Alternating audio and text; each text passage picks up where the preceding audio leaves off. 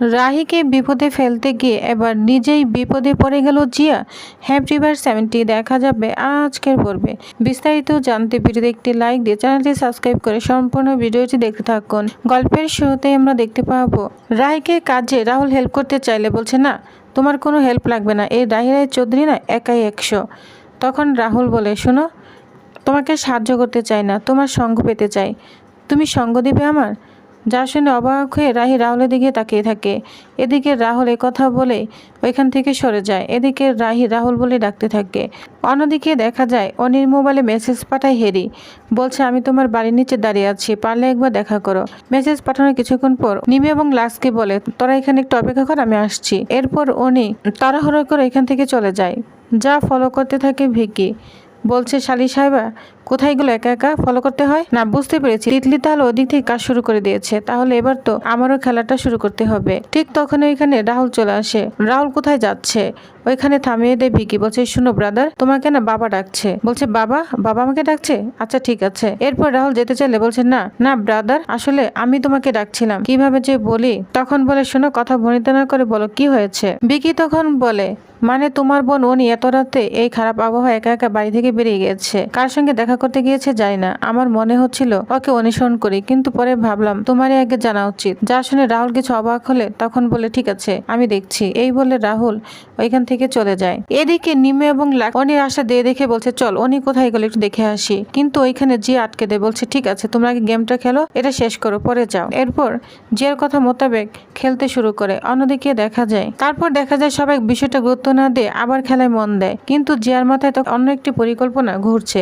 সে মনে মনে ভাবে, কাল রাহি যেন রাহুলের সঙ্গে কখনো প্র্যাকটিসে না যেতে পারে। আজ রাতের মধ্যে আমার এমন একটা ব্যবস্থা করতে হবে, কিন্তু কি ব্যবস্থা করব কিছুই খুঁজে পাচ্ছে না জিয়া। এরপরে জিয়ার হঠাৎ করে চোখে পড়ে ওইখানে রাহি রান্না করছে। তখনই সে বলে ওঠে, পেয়ে গিয়েছে আইডিয়া। তখন জিয়া অনেক খুশি হয়ে যায়। অন্যদিকে দেখা যায় হেরি নিচে অপেক্ষা করছে। অনি তখন হেরিকে দেখে অভিমান নিয়ে বলে, আমি তোমাকে কতবার মেসেজ করেছি, কতবার ফোন করেছি, তুমি একবার উত্তর দিলে না, আমার কলগুলো ধরেনি কেন? হেরিকে একদম জড়িয়ে ধরে অনি, কিন্তু অনি কি করবে কিছুই বুঝতে পারে না। তখন হেরি বলে, অনি নিজেকে কন্ট্রোল করো, কেউ এসে দেখে বলে বিপদে পড়ে যাব। তখন বলে, কেউ আসবে না, সবাই খাওয়া দাওয়া করছে। হেরি তখন বলে, শান্ত হও অনি, তোমার সঙ্গে আমার কিছু কথা রয়েছে। অনি তখন বলে, কি কথা? আসলে তোমার কি হয়েছে হেরি? তোমাকে আমার কেমন যেন অন্যমনস্ক লাগছে, তোমাকে ঠিক লাগছে না।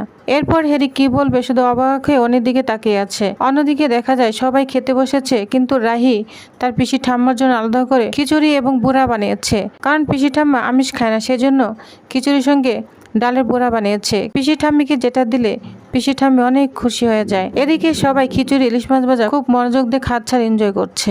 এদিকে রাহুলের বাবা বলে, আচ্ছা আচ্ছা পিসিমা, তুমি বলো না রায়ের খিচুড়ি রান্নায় তুমি কত বুট দিবে? তখন বলে, দাঁড়া আগে খেয়ে দেখি। তখন পিসি ঠাম্মি খেয়ে বলতে থাকে, 10-এ 10 দিলাম। যা বলে সবাই অনেক খুশি হয়ে যায়। এদিকে রাহিও অনেক খুশি হতে থাকে।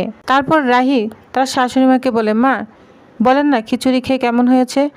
তখন বলে, শোনো, সবাই যখন বলছে ভালো হয়েছে তাহলে ভালোই হয়েছে, তবু নিজের মুখে প্রকাশ করে না,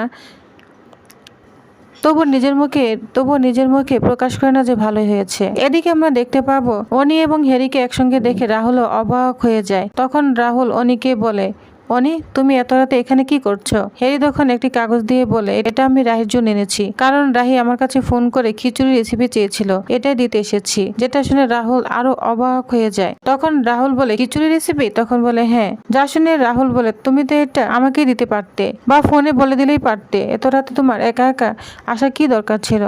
হেরি তখন শান্তভাবে ব্যাখ্যা করে, দাদাই ফোনটা নিয়েছিলেন, তাই কথা বলা সম্ভব হয়নি। আর আমি যদি উপর চলে আসতাম সবাই প্রশ্ন করতো কেন এসেছি, এতে রাহি অসুস্থ হতো, তাই নিজে থেকেই যায়নি। যা শুনে রাহুল কিছুই বলে না। হেরি তখন দ্রুত বিদায় নিতে যায়। তখন বলে, না না। হেরি তখন দ্রুত বিদায় নিতে চায়। তখন রাহুল বলে, শুনো, আচ্ছা হেরি সবকিছু ঠিক আছে তো? আমাকে খুলে বলো, কোনো কিছু হয়নি তো? তখন বলে, না রাহুল দা, কিচ্ছু হয়নি। এরপর রাহুল বলে, ঠিক আছে অনি, তুই চল, আমার সঙ্গে চল। এরপর অনিকে নিয়ে রাহুল চলে যায়। এদিকে অনি বলে, আজকের জন্য বেঁচে গেলাম, একটু হলে ধরা পড়ে যেতাম। অন্যদিকে রাহুলের মনে সন্দেহ থেকেই যায়। বলছে, রেসিপির একটা ছবি তুলে পাঠিয়ে দিলে তো হতো। এমন আবহাওয়া এত রাতে হেরি কি শুধু রাহির জন্য এসেছিল, নাকি অন্য কোনো ঘটনা? যেটা উনি বেশ বুঝতে পারে, কিন্তু উনিও বিষয়টা লক্ষ্য করেও লুকিয়ে যায়। এদিকে আমরা দেখতে পাবো পিকনিকের নাচ গানে যখন সবাই আনন্দ শেষ হয়ে গিয়েছে, সবাই ক্লান্ত হয়ে পড়েছে, এবার খাওয়া দাওয়া শেষে সবাই ঘুমোতে যাবে। তখন টিনটিন দৌড়ে এসে বলে, দাদু ভাই আজ আমি তোমার সঙ্গেই ঘুমাবো, তুমি আমাকে গল্প শোনাবে? তখন রাহুলের বাবা বলে, দাদু ভাই তোমার সঙ্গে আমি ঘুমালে তোমার দিদি তো একা হয়ে যাবে। যা শুনে সবাই অনেকটাই হেসে ওঠে। রাধিকা তখন বলে, না বাবা, ও আর বাবার সঙ্গে ঘুমাবে, তুমি কোনো চিন্তা করো না। এদিকে নিমে এবং লাক্স লক্ষ্য করে অনি এবং রাহুল এখানে নেই, তাহলে দুজন কোথায় গিয়েছে, কিন্তু বিষয়টা গুরুত্ব দেয় না, সবাই আনন্দ করতেই থাকে। এরপরে আমরা দেখতে পাবো অনি এবং রাহুল এখানে চলে এসেছে। তাদের দেখে এক একজন প্রশ্ন করতে থাকে, বলছে তোরা কোথায় গিয়েছিলি? অনি এবং রাহুল বিষয়টা এড়িয়ে যায়। এরপর দেখা যায় অনি এবং রাহুলের জন্য সবাই ওয়েট করেছিল। এরপর সবাই একসঙ্গে খেতে বসেছে, সবাই যার যার মতো খাচ্ছে। এদিকে রাহুলও রাহিকে খাইয়ে দিচ্ছে, যেটা লক্ষ্য করে জিয়া বলছে, নাও রাহি, রাহুলের হাতে আজকে যত করে খেয়ে নাও, কালকে থেকে তো তোমাকে হসপিটালেই থাকতে হবে। অন্যদিকে সবার খাওয়ার পর বাসনপত্র গোছাবে রাহি। তখন নিমে এবং লাক্সকে বলে, যাও তো নিচে থেকে সাবান নিয়ে আসো, আমরা বরং বাসন পেড়াগুলো ধুয়ে ফেলি। নিমে এবং লাক্স বলে, বৌদি রেখে দাও না, কালকে পরিষ্কার হবে এগুলো। তখন রাহি বলে, না নিমো, এখানে সেটা আমিষ প্লেটগুলো রয়েছে, তাই আমি চাই না এগুলো একসঙ্গে মিশাতে। তখন নিমো এবং লাক্স বলে, ঠিক বলেছ। কিন্তু নিমো এবং লাক্স কেউ অন্ধকারে নিচে যেতে সাহস পায় না। অবশেষে রাহি চলে যায়। এদিকে জিয়া বলে, যাও যাও, তোমার জন্য বড় বিপদ অপেক্ষা করছে। তখন বাইরে জিয়া বড় 4-5টা প্যারাক রেখে দেয় এবং পাশে সরিষার তেল ফেলে দেয়, যাতে পা পিছলে পড়ে গিয়ে একদম প্যারাকের মধ্যে পড়ে খুব অসুস্থ হয়ে যায় রাহি। কিন্তু ভাগ্যে নির্মম পরিহাস, রাহিকে বিপদে ফেলতে গেলে রাহিকে রাহুল বাঁচিয়ে নেয়। অন্যদিকে রাহি উঠে গেলে সেই বিপদে জিয়াই পড়ে যায়। পরিশেষে সবাই জিয়াকে ধরাধরি করে হসপিটালে নিয়ে আসে। এদিকে রাহুল জিয়াকে কন্ট্রোল করার চেষ্টা করছে, বলছে কোনো চিন্তা করিস না, আমরা সবাই আছি। কিন্তু রাহুল তখন রক্ষা করে যে জিয়া কিভাবে পড়ে গেল, ওইখানে তো রাহি পড়ে গিয়েছিল, আমি রাহিকে বাঁচিয়েছি। কিন্তু জিয়া কিভাবে বুঝলো যে রাহি পড়ে যাবে? তাহলে কি জিয়াই এর পেছনে দায়ী? অন্যদিকে দেখা যায় হসপিটালে জিয়াকে ডক্টর চিকিৎসা করছে। জিয়া পিঠের মধ্যে অনেকটাই আঘাত পেয়েছে। এদিকে দেখা যায় রাহুল এবং রাহি জিয়ার কেবিনে এসেছে জিয়াকে দেখতে। জিয়া তো রাহুলকে দেখে একদম ধরে কান্না শুরু করে দেয়। এদিকে রাহুলের বাবা মা এসেছে, ওদেরকে দেখে তারা দুজন চলে যায়। রাহুল বলে, জিয়া তুই একটু দাঁড়া, আমি আসছি। এরপর রাহি ফুলের তোড়া দিয়ে তাকে সুস্থ হওয়ার জন্য অভিনন্দন জানাতে থাকে। বলছে, জিয়া একটা বিষয় আজ বুঝলাম, ঈশ্বর না সত্যি আছেন, তিনি সবার ভালো মন্দের হিসাব রাখেন।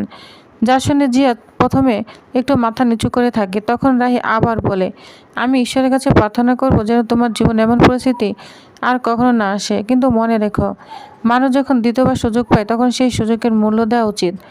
জিয়া তখন অবাক হয়ে বলে, তুমি কি বলতে চাচ্ছ রাহি? রাহি তখন বলে, আমি কিচ্ছু বলতে চাচ্ছি না, আমি রাহুলকেও কিচ্ছু বলিনি, কারণ আমি চাই তুমি তোমার নিজের ভুলটাই শুধরে নাও। যখন মানুষ নিজের ভুল বুঝতে পারে তখনই সত্যিকারের পরিবর্তন আসে। রায়ের কথা শুনে যে অনেকটা অবাক হয়ে রাহের দিকে তাকিয়ে থাকে।